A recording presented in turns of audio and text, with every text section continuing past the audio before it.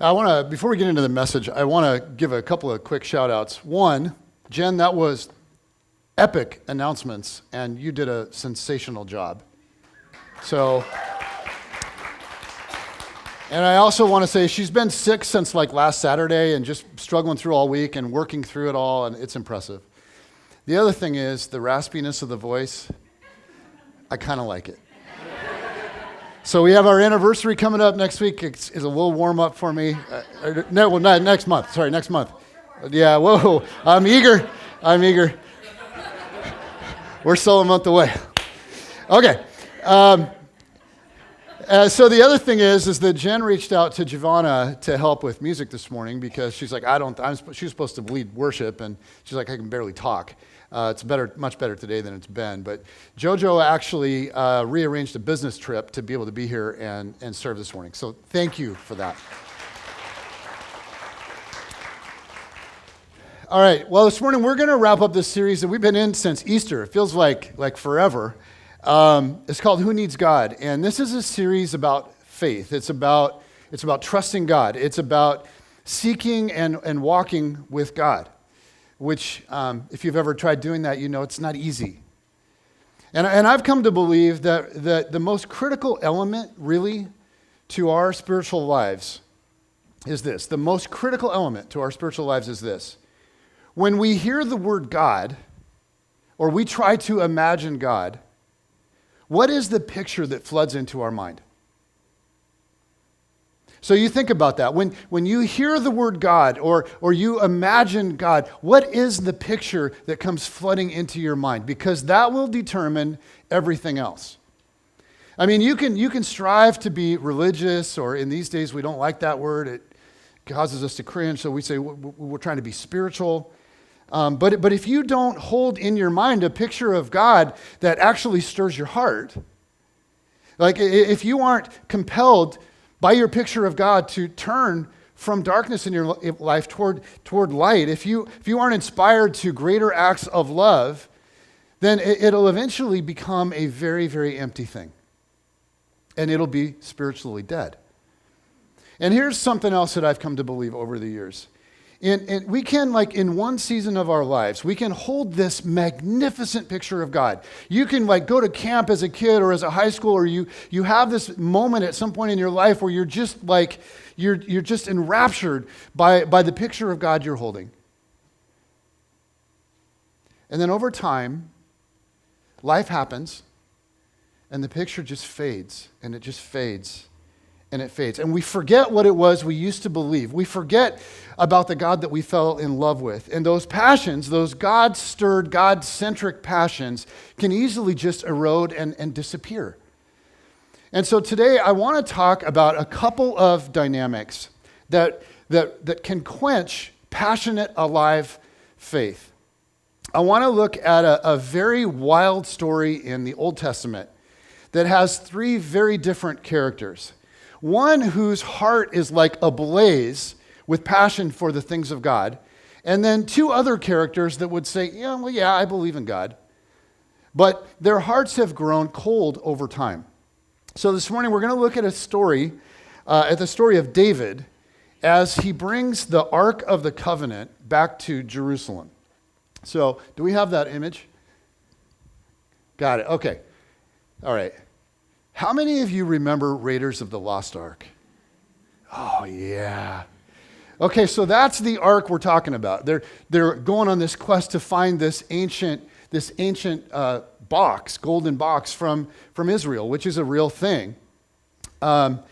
It's this golden box. So we talk about the ark. Just if you're new to the Bible, we're not talking about Noah and that. Okay, we're talking about this golden box. And this sacred golden box represented the presence of God to the nation of Israel.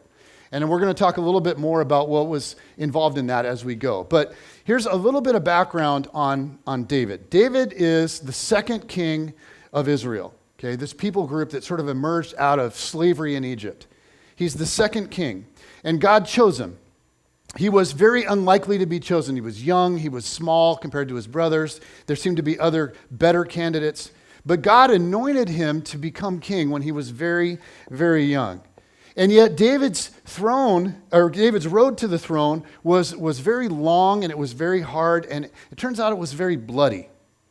Because the first king, King Saul, at first loved David, then became threatened by David, and then Saul went insane with his hatred of David. And as a result, David spent years and years and years on the run as a fugitive, even though he had done nothing wrong, even though he refused to dishonor the king or kill the king when he had the opportunity on several different occasions. He's living on the run. And David's army becomes this little band of misfits that also are fugitives. And these guys join up and they band with David, and finally the day comes through unbelievable circumstances where David actually becomes the king, as God promised he would. And what he wants when he becomes king more than anything else is he wants God to be at the center of the life of God's people, of the nation of Israel. He wants God to be all that they're centered around. Much like I think what many of us deeply desire for our church. I mean, we cry out and we pray. This is part of what we do at Ignite. We're like, God, we want you in our midst. We don't just want this to be a religious exercise. We want you in our midst. We want to feel your power among us. We want your presence here. And David is deeply passionate about that for himself and for his people. And if you know David's story, David isn't always good, right? It's interesting because we're always like, David's awesome, but David does some horrendous things, right? If you know his story. So let's be honest about that. He makes some pretty big mistakes. But there are also these moments in his life where he is so sincere and so in love with God, and he does well. And this story is about one of those, okay? So they go to get the ark, which is outside of the city, and they decide to start a journey to bring it back into what's now known as the city of David, or Jerusalem. And it's approximately a 7-mile trek from where it is in Bala to Jerusalem. So you could imagine maybe trying to move something like from the parking lot right out here down to the Northgate Mall. Okay? So that's what's going on. So they go to move the ark. They go to move the sacred ark. And here's what happens. Here's how the story begins. Okay, this is 2 Samuel 6, starting with verse 1. It says, David again brought together all the able young men of Israel, 30,000. That's a few dudes. And he and all his men went to Bala in Judah to bring up from there the ark of God, which is called by the name of the Lord Almighty, who is enthroned between the cherubim on the ark. Okay, can you go back to that image for a sec? So you see the cherubim on this; those are like angels. They set the ark of God on a new cart, and brought it from the house of Abinadab, which was on the hill. Uzzah and Ahio, sons of Abinadab, were guiding the new cart with the ark of God on it, and Ahio was walking in front of it.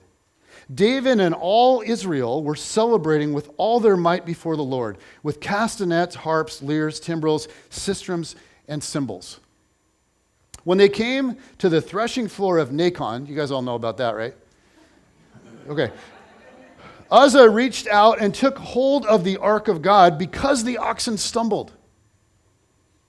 The Lord's anger burned against Uzzah because of his irreverent act. Therefore, God struck him down and he died beside the ark of God.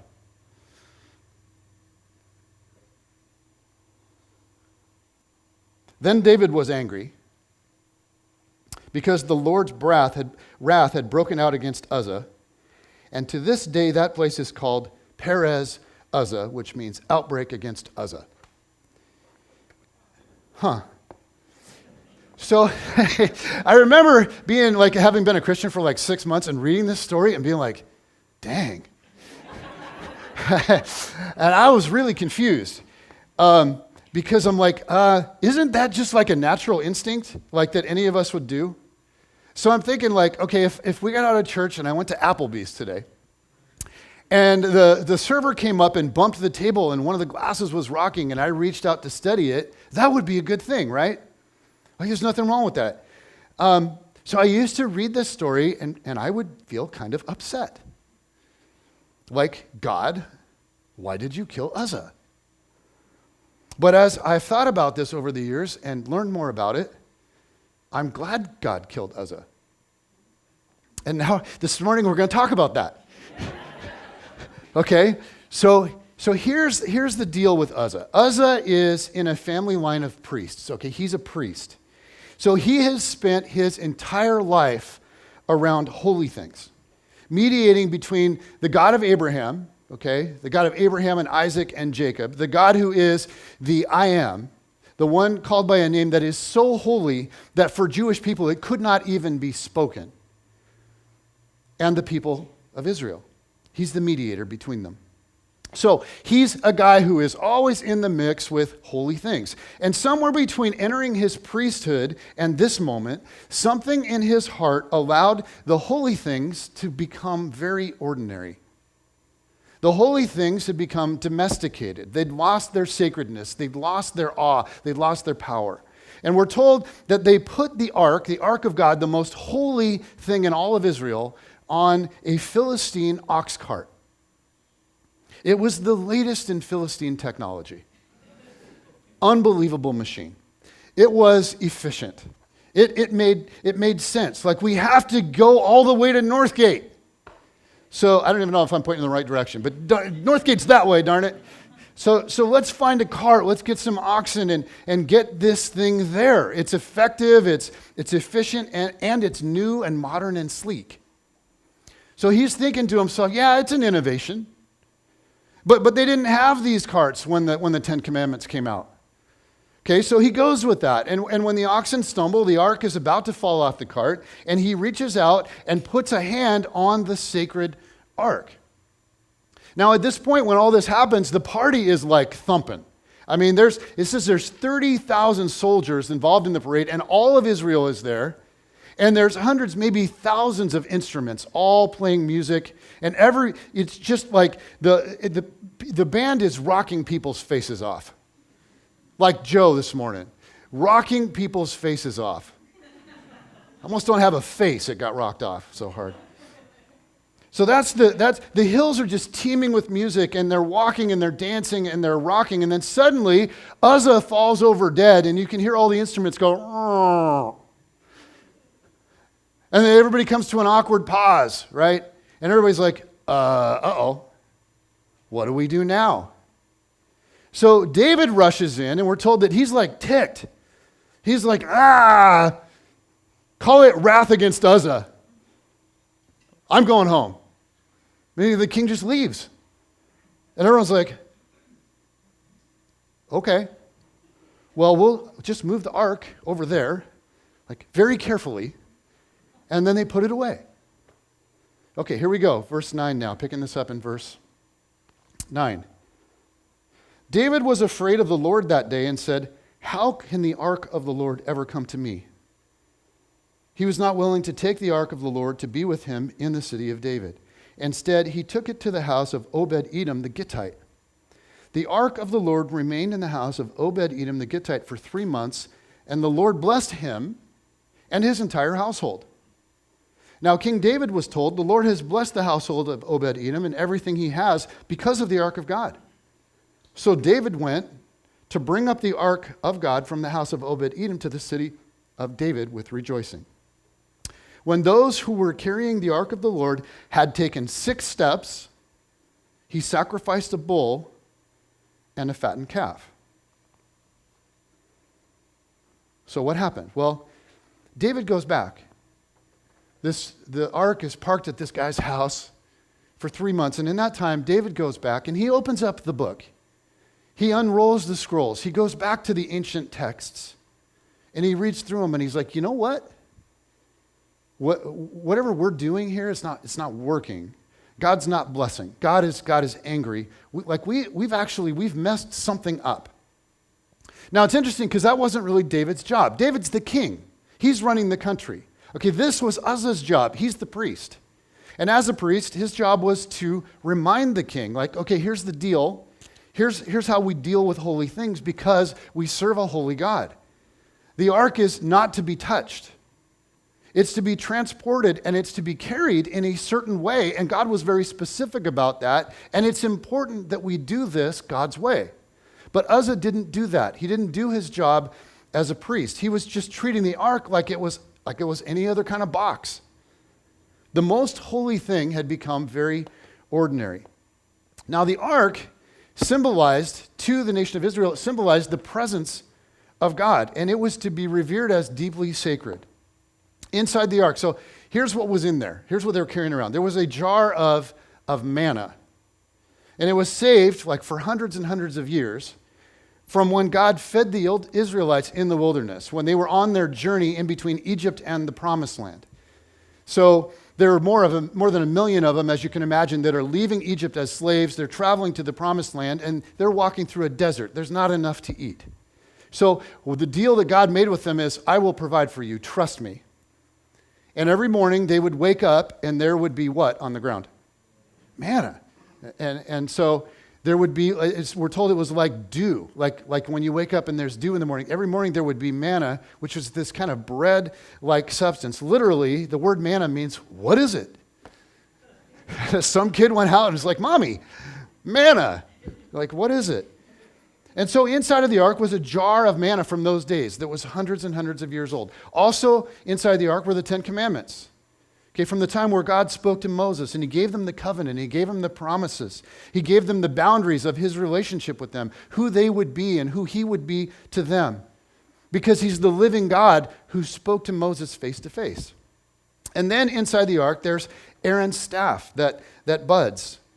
And the idea is that everything in the ark is alive, it's living. It's pointing to the reality for them in a tangible way that God is in our midst. That he's in between the cherubim, the angels, and he's real and he's with us. But somewhere along the way, in Uzzah's heart, all those things just became religious artifacts. This isn't a God that's dynamic and wild and untamed. To Uzzah, it literally became God in a box. And he's like, okay, yeah, somehow we got to get the box 7 miles down the road. Let's find something effective. Let's find something efficient. Let's just throw it on one of those new carts that the Philistines designed. And when that happens to us, when the holy things of God, when his word or prayer or communion or worship, when they no longer contain the sacred holy, they just become to us religious artifacts. Like bread and wine. They just remind us of a day gone by when Jesus died. But we don't think of them as a means of grace by which we now share in this experience. There's his flesh and blood given for me so that I can live. And somehow, as I do these things, I'm engaging with him right now in this moment because he's present with me here. For Uzzah, there was the book that was handed down, but he's like, yeah, well, but, no one really wants to read it every year like we've been instructed to. It's archaic, but I guess we'll do what we got to do. We got to keep studying that thing. But the God of the Word, the living God, wasn't present to him anymore. And when that happens, we die. Like something in us starts to die. And when God kills Uzzah, you go, well, what did they do? Well, they stop and they remember. They're like, oh, you know what? Actually, God isn't in the box. Okay, these aren't just religious artifacts. God is present. God is here. God is holy. And we're to relate to him and we're to interact with him and serve him and be his people, but to do it on his terms. And guys, it's so easy for us, when you think about it, for us to just lose sight of the sacred. And when we lose sight of the sacred, we die. Something in us begins to die. And here's what I'll tell you this morning. It's a good thing that we die. Because it's a sign to us that something is going horribly wrong. That we need to make a change. We need to tweak something. Like, it's amazing how easily the sacred can become ordinary to us. You think about a young couple standing at the altar and they're pledging themselves to one another. They're making a commitment to love each other for better or for worse. To love and serve one another for life. To forsake all others in pure devotion, to find ways to bring out the very best in each other. It is one of life's most holy, sacred moments. right? But then comes real life, everyday life. And for the couple that begins to lose that sacredness, begins to forget the covenant, they start ceasing to see loving this other person as actually a calling from God, a holy calling from God. And instead, it just becomes a chore. And there's a death. There's a death. Or you think of the person that serves in a church ministry, that signs up to run sound or to greet people or to teach kids or to lead worship. And at first, in the beginning, it's a beautiful way to serve God and to serve his people. It's a way to bring God an offering, to express gratitude. But after a while, just get into the flow and get into the motions of it, and we forget why we do it. We don't think, how do I bring my best to this? How do I give God my best offering as a sacred act in gratitude for all that he is and all that he has done for me? After a while, we just kind of get through it. And what was once living and vibrant begins to die. And I don't know about you, but I have experienced that death in my journey, in my walk with Jesus. I've experienced that death inside of me many times. This just sense that there's no fire in here or there's no fire in here. It happens. It's a wake-up call. And as a pastor, sometimes I realize, you know what? Sundays are coming at me with this annoying regularity. Because whether I feel like it or not, whether I'm in a good place or not, whether me and God are really in sync or not, there's got to be church. There needs to be a sermon. And the Sundays, they just keep coming. They are relentless. And as I meet with other pastors, it's interesting because monotony can become a very common experience. Like even pastor guys, the most holy people on earth.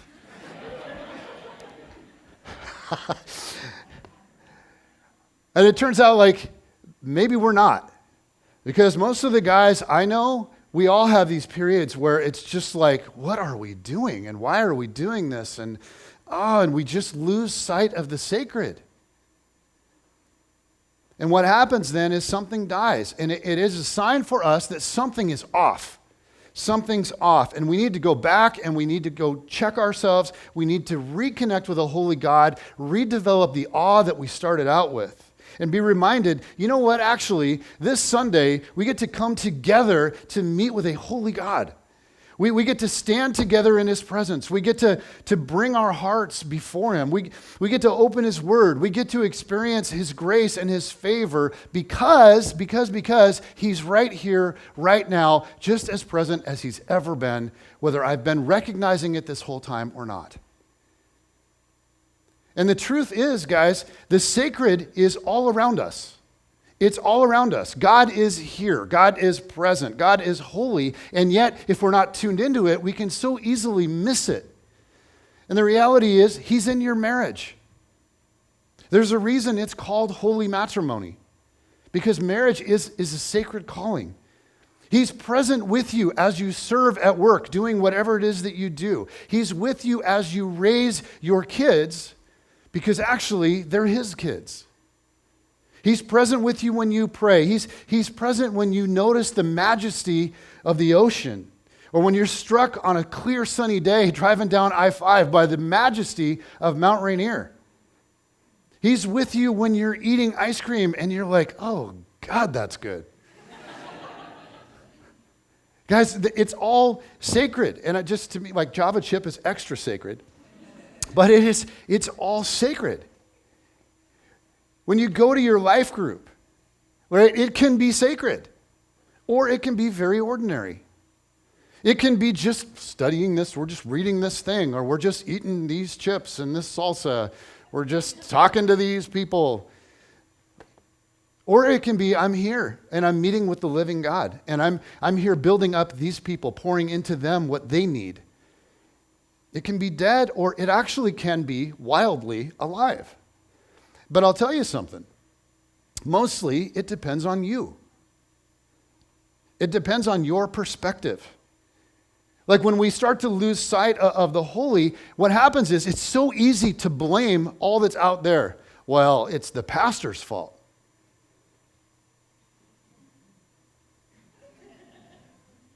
It's the church's fault. It's my life group leader's fault. It's my spouse's fault. Good idea. Always blame your spouses. Okay, we will put the blame anywhere we can before we turn and look right here. And so I just want to say this morning, if you find yourself in that spot and you've lost sight of the sacred, the first place you've got to start is look at you. Well, Uzzah didn't do that. Moving the ark was just this big chore that had to get done. And for Uzzah, God had become very domesticated, very tame. God had become a very cool old idea, but largely irrelevant. The things of God had just become religious artifacts, okay? So that's Uzzah. Then there's David. Now, the first attempt to move the ark, it doesn't go well. So David stops everything. He goes back to the book. He unrolls the scrolls. He goes to the ancient texts, and he realizes, oh, wait a minute. Okay, the Levites, they're the only ones that are supposed to move the ark, and they're supposed to, newsflash, carry it on poles, like without ever touching it. Like, oh, okay, God, so that's what the holes are for. Like, you put poles through there. Oh, yeah. Guys, we should put poles through the holes, and he's like, but only the Levites are to do this job. So he's like, hey, guys, go get some poles. He's like, wait a minute, not you. You're not a Levite. That might go badly for you. There's a way to do this thing. And it turns out that the way is slow and bloody.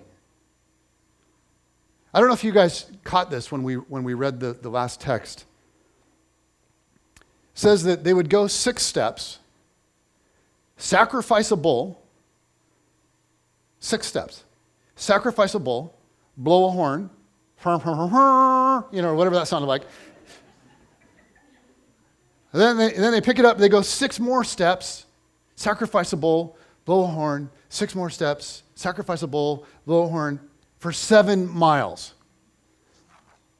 So, okay, imagine the expression on the face of the Levites every time they stop. They're like, oh man, we take 6 steps. Okay, 1, 2, 3, 4, 5, 6. Kill a bull, And everyone's like, whoa, blood everywhere. Blow the horn, here we go again. 1, 2, 3, 4, 5, 6. 7 miles of that. Blood splattered out all over the whole way. Worship is going crazy. But that's the way. That's the right way. That's God's way. It's slow. And interestingly, sometimes that's how God does his stuff. He does it slowly. He does it sacrificially. Why? Because it's about him. It's about the journey. It's not just about getting this thing done quickly. Now for David, it felt like, yeah, but I just want to get the ark in the city. But what God wanted was for David to recognize that God was in the ark.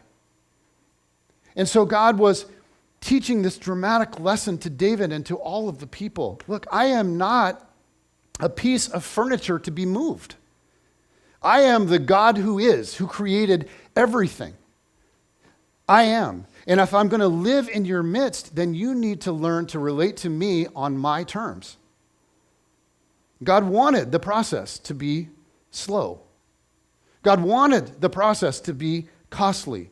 God wanted it to take time. He wanted it bloody because this was the way of God for this task. And he knew that this is how they would encounter him in a sacred, holy way on the journey. And so I think about us and I think about the lives we live and all of the demands and all that we're facing. And I wonder for you, if any of you are just feeling this sense of restlessness these days. And I wonder if anything for you is going a whole lot slower than you would like it to go. I wonder if there's something happening that's proving to be really costly for you. Because it's amazing how God often takes us the slow way. And God doesn't seem to be as concerned about how fast we get there. He seems to be more concerned that we learn to go wherever we're going with him. And sometimes his way is annoyingly slow, right? And it can be confusing. Just like, why this way, God? Why this way? You ever find yourself asking with some arena of your life, God, why this way? Why can't we do this the fast way? Why can't we do this the easy way? Why can't we do this in a way that doesn't have such a cost? But it's amazing how God is only present sometimes in the slow way. Like to see him and to notice him and to experience him and to encounter him and to feel him, the slow way is the only way you can go. And doing things God's way doesn't make sense, oftentimes, to a watching world, to our families, to our neighbors, to our friends. And you think about on this long, slow, painful journey, as they're doing this thing, 6 steps and a bowl and a horn, how many ox carts cruised right by them, looking at them, going, "What the heck are you doing, man? What are you, that's absurd." And yet it was in the absurd that they were able to meet with God.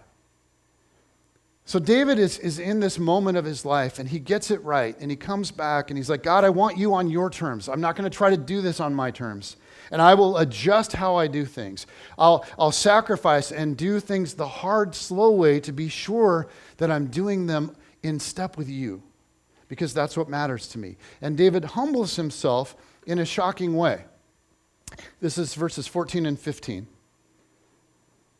It says, "Wearing a linen ephod, David was dancing before the Lord with all his might, while he and all Israel were bringing up the ark of the Lord with shouts and the sound of trumpets."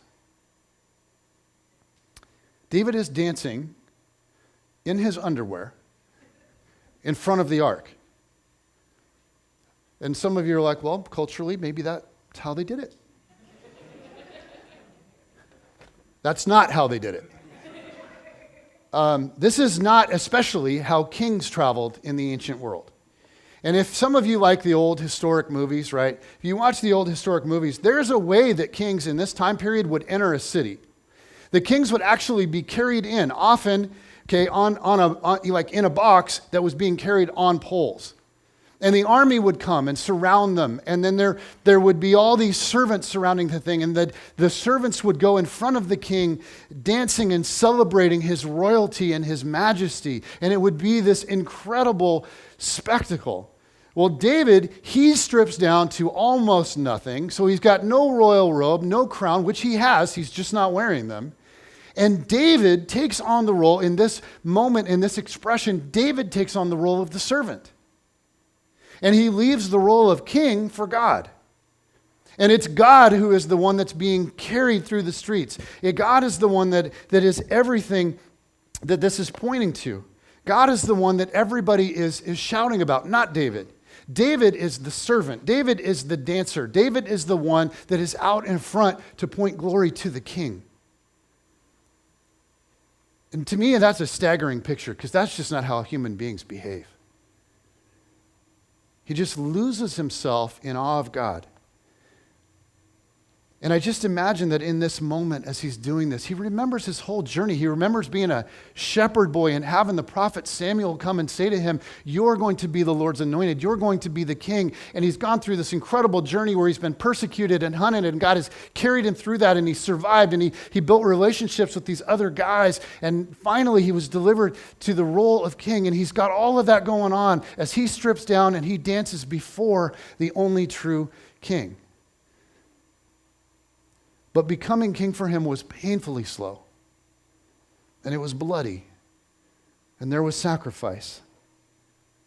And yet it was in those years where he was hiding as a fugitive in the caves that David learned to worship. And he wrote so many of the Psalms, the beautiful Psalms that we now know and celebrate and lean into. He wrote those Psalms in the caves. Psalms that really stir our souls deeply even today, even 3,000 years later. And you think about Psalm 23, which was written in a cave. "The Lord is my shepherd, I shall not want. He makes me to lie down in green pastures. He leads me beside still waters. He restores my soul. He leads me in paths of righteousness for his name's sake. Even though I walk through the valley of the shadow of death, which he knew all about, I will fear no evil. Why? For you are with me. Your rod and your staff, okay, the tools of a king, they comfort me. You prepare a table before me in the presence of my enemies. You anoint my head with oil. My cup overflows. Surely goodness and mercy will follow me all the days of my life, and I will dwell in the house of the Lord forever. And now he's the king with a chance to honor God. And he humbles himself. You think about those beautiful words which came out of the cave when God had not delivered on his promise yet. Because it was a long, humble, painful road to the throne for David. But in the caves, he learned to worship. And now he's like no other king. He becomes undignified. He becomes the servant king dancing before the throne. And for 7 miles, he praises God with reckless abandon. It is worship in this moment in its purest form. That's David. Then there's a third character in this story, David's wife, Michal. And she plays a little bit different role. Here's verses 16 to 23. As the ark of the Lord was entering the city of David, Michal, daughter of Saul, so she was the first king's daughter, but now David's wife, watched from a window. And when she saw King David leaping and dancing before the Lord, she despised him in her heart. They brought the ark of the Lord and set it in its place inside the tent that David had pitched for it, and David sacrificed burnt offerings and fellowship offerings before the Lord. After he had finished sacrificing burnt offerings and fellowship offerings, he blessed the people in the name of the Lord Almighty.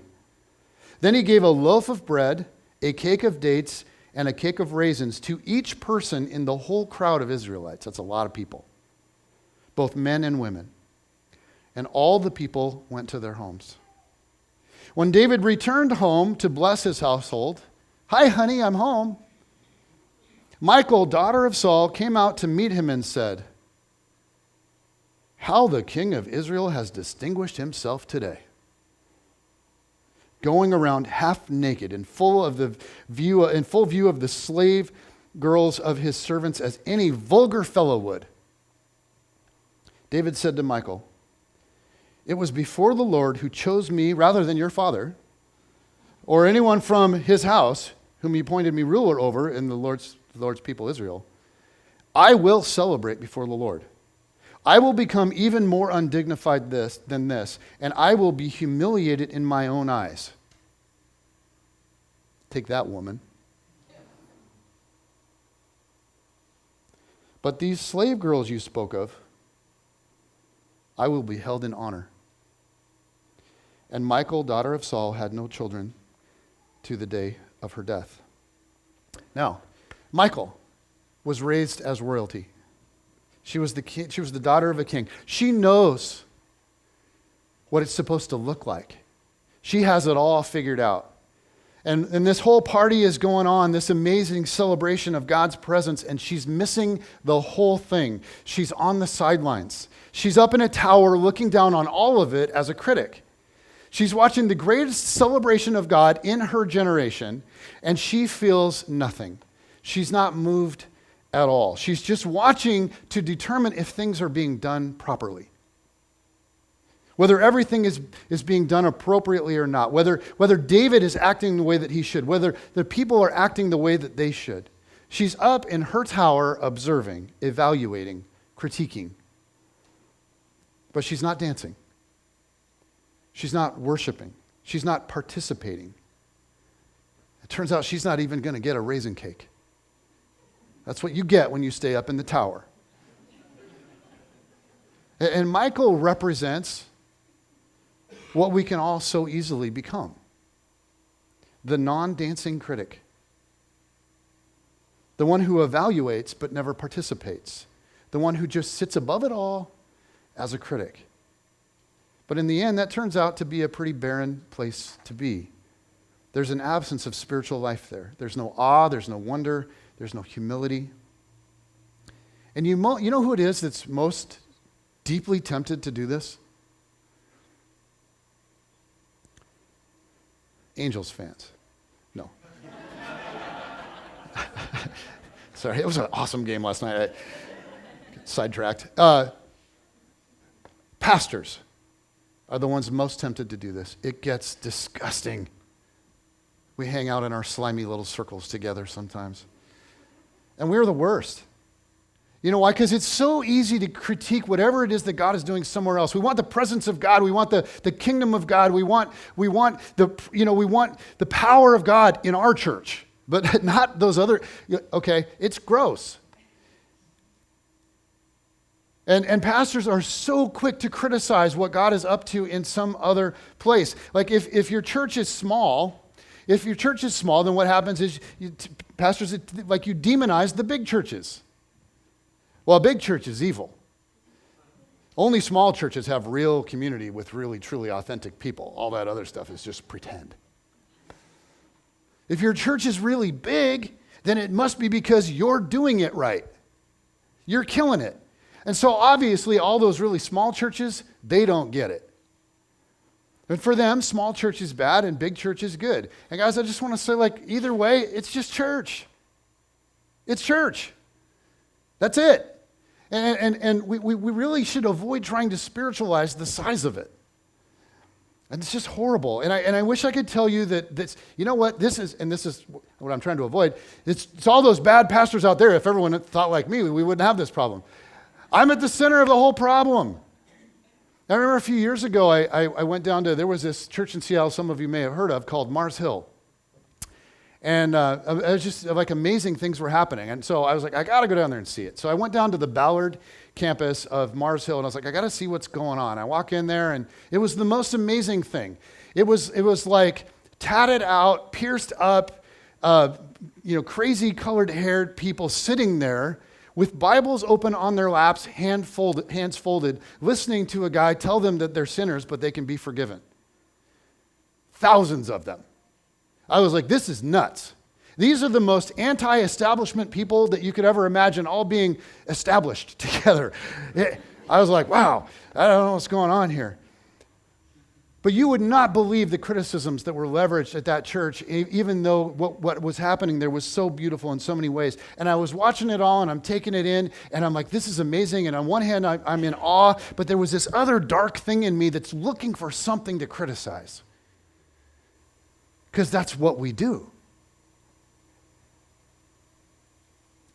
And yet, here they were, worshiping together, humbling themselves together, writing incredible brand new worship music together.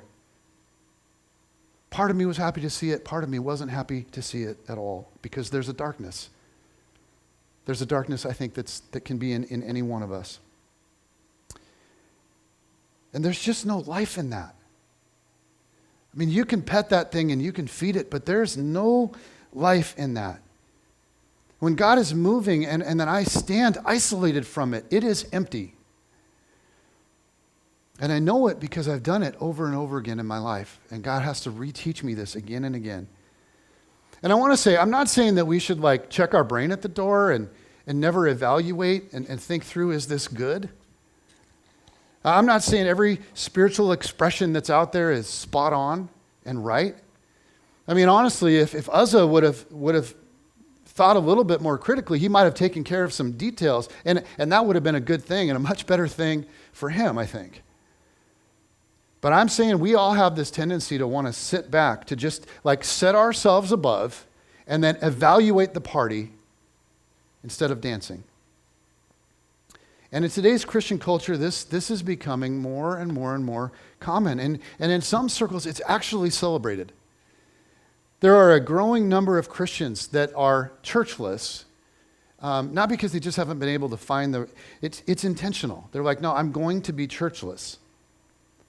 Because none of the churches out there are as spiritual or as loving or as biblical, okay, or as tolerant or as creative enough or as sincere enough, or, and the list just goes on and on and on, because they know just how it ought to be done, and it turns out nobody's doing it. And so they're like, yeah, I'm just going to do church from home. I'm going to listen to various sermons online, and I'm going to read a lot, and I'm going to devour books by the hordes, and then I'm going to blog all the time and let everybody know all the cool stuff that I'm learning. And then I'm going to comment on other people's blogs, and I'm going to get into witty banter and critique them and tear them apart, and it's going to be fun, and people are going to think I'm awesome. And they're so witty and so self-righteously humble. But I look at that and I go, is that attitude producing what God is wanting in his people? Is this the better way? And I want to say, I know there's a lot of people that have disconnected from church from all kinds of reasons. I'm not talking about all those reasons. I'm talking about the arrogant person that sits above, critiquing it all, who is above all of it.